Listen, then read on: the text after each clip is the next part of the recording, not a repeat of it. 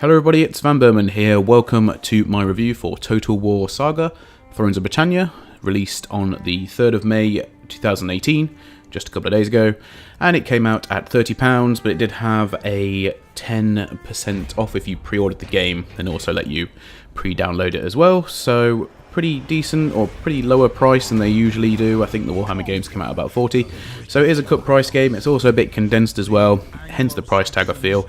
So just I'm going to say that before we get started. I played as Mercia.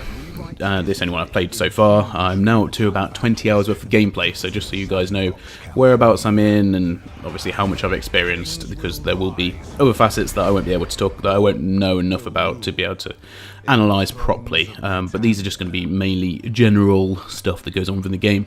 So it looks like you're probably going to need to at least up to and possibly beyond 250 turns altogether to dominate the world map. Well, being the British Isles, of course. So I suppose it's sort of the same sort of time scale that you would look for most of the other historical Total War games. Obviously, it will depend on your own mileage, but that's what we're sort of looking at for a full campaign playthrough. Probably up to about 25 hours as well. So there you go. To start off with, one thing I do want to say is, before, when I was looking at the stuff that came out, all the press package stuff that came out before the game was released, I was a bit concerned, especially when I saw the unit cards for the game. It instantly put me off.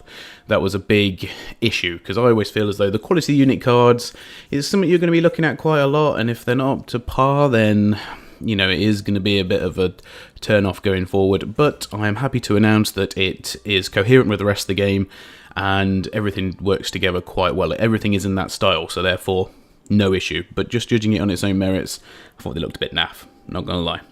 So to start off with, I'm going to talk about negative stuff first, because I don't know, make the positive sound better if they go last, I suppose. So the first thing I want to talk about is that there is a lack of a forced march and ambush stances. You only get fortify, standard and raiding now, which is a real big cutback. I don't feel as though that's anything that they needed to omit, and I don't feel as though it's something that would have taken too much time to implement either. I mean, it is obvious that the engine is very similar to the one used in Rome 2 and Attila, so forced march and ambush can both be really useful at many points during your campaign, and I feel as though I missed that at some points. There's some points where I was thinking I might want to try and ambush here, and there were definitely points where I thought I need a forced march so I can get into this settlement so that I can, you know, hold it. And that sort of does lead on to my next point, and that's the fact that there are no garrisons at all for any minor settlements. So any places that are towns or villages, you know, that do your resources, do your farms, whatever, you can't, there will be no computer generated garrison, which I guess does make more sense. The fact that you wouldn't, you know, there wouldn't be any levies there, they'd all be sort of in the city garrisoning that. But it does mean that if your enemy has an army of only one unit, so it could be their king, for example, when you're struggling to finish them off, and you're having to chase them all around the map as they take out your tiny town provinces, which can be quite infuriating. But that is just Total War in a nutshell sometimes when it comes to that. Moving on, this is the only one battle thing that I don't like, although there are a couple more we could go into. But the main thing is that there is still no loose formation for the missile units. You just don't have the option to select it. However, with your Axemen, or with the Axemen for the Anglo-Saxon kingdoms, I'd have the option to put them into loose formation. So I can't with archers, but I can with Axemen. Makes no sense to me. It's easy. Just put that in, okay? Like, that needs to be in from now on. I expect to see that in the next game. There's also a lack of Mercenary Pool as well, which I know is a bit of an issue. I didn't actually think about it until someone mentioned it, but it obviously doesn't allow you to get that quick boost that you need, and that is sort of opposed by the fact that all of your troops are recruited from a global pool. So wherever you're in fortify stance, or even if you're in one of your minor settlements, you can still recruit units, and they will generate over time, over the amount of turns before they replenish. So you can't just go in and straight off build a an elite army, you will have to give them time, because as soon as you do recruit them, they join at roughly, I don't know the exact percentage, about a quarter strength. So you have to then replenish them, and then obviously, and this is another good thing as well, because, or spinning this to a good thing, it then sort of makes you focus more on buildings that will give you extra unit replenishment, because when you do recruit them, you will need a good few turns to get them up to full strength. Just the way it is. The skill trees as well for generals and governors are not the best. They feel quite bare bones. I think Creative Assembly even referred to them as branches rather than trees. So yeah, they're pretty uninspired. Don't get me wrong, they're okay.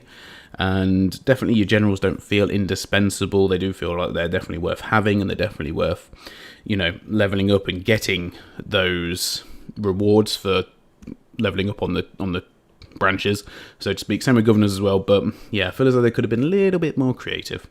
Anyway, now we can move on to the positives finally, which is nice. So battles definitely feel as though they have more of a physical impact when units are crashing together.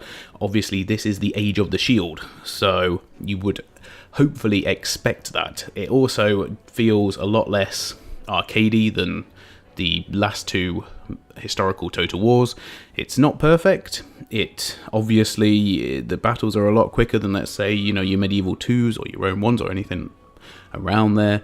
It's better than what it was, but it's not quite where it should be. I feel as though we probably need another 20% on the morale or lasting power of units, but yeah, anyway, that's good. The other good point about that is that how they've done the cavalry charges, so horses will now rear up if they charge head on into spears or shields. So there's a bit more of a realistic approach there to how they would react in warfare. So obviously horses are a bit of a strain.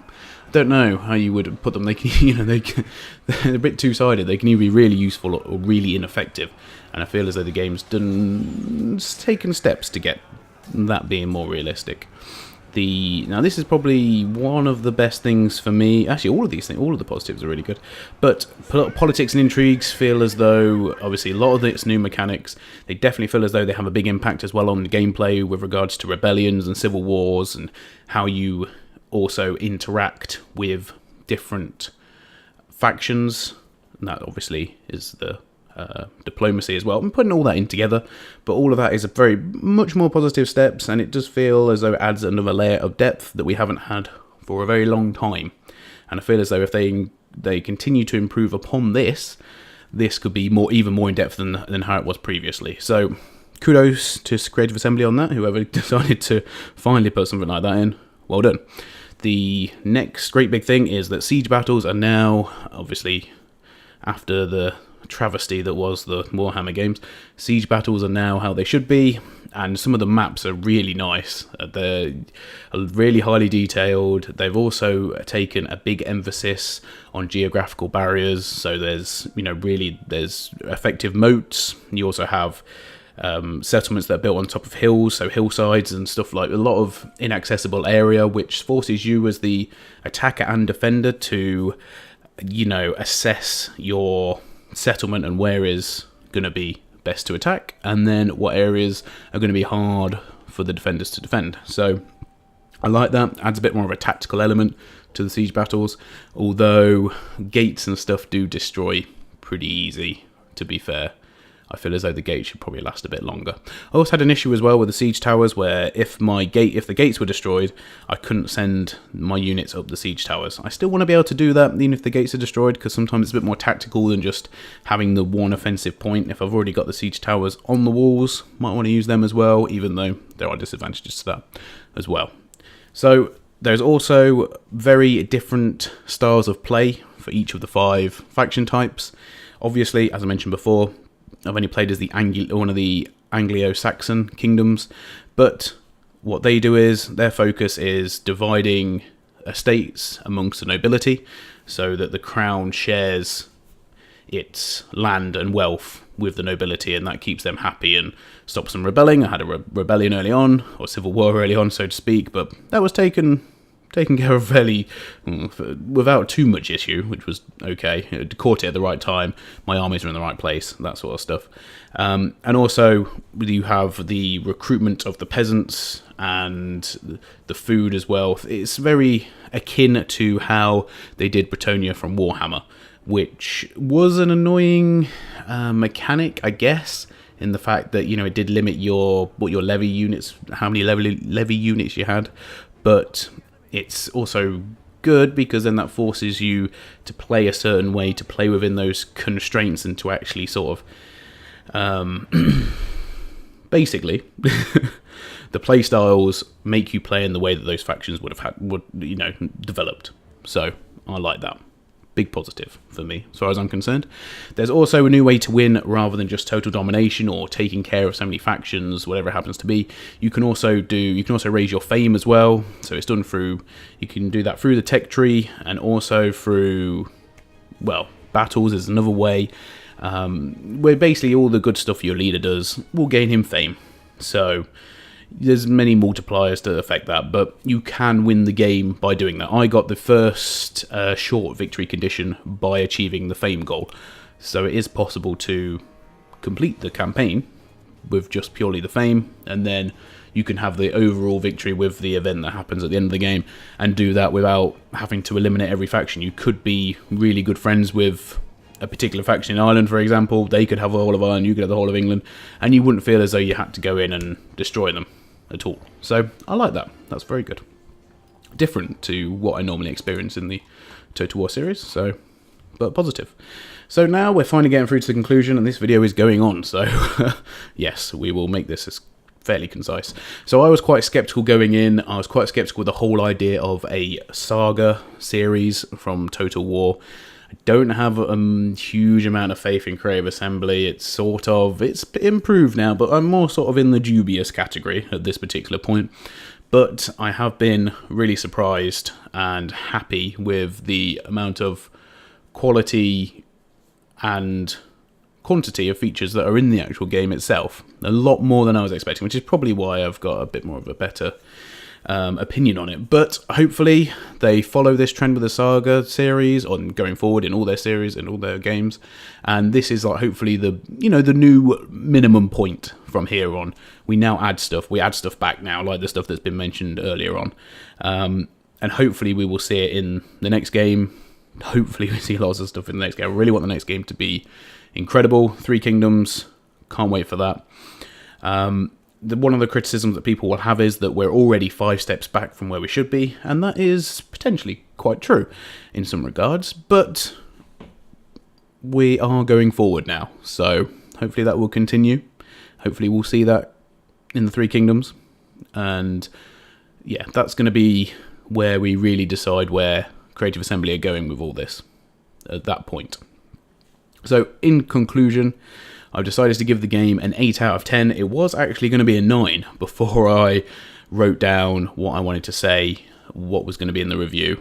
But with all the negative stuff that I've written down, and seeing as how easily a lot of it could have been fixed, I just feel as though an 8 is a fairer reflection of where I feel on it. It's a really good game. It's going to be up there for me as one of the best games of the year anyway, because it's got an 8, so it may well make it into the top 5 games somewhere along the line. But yeah, I just can't give it the 9, unfortunately. But your mileage may vary. I hope you enjoyed the video, everybody. Do leave me a comment, let me know what you think about the game.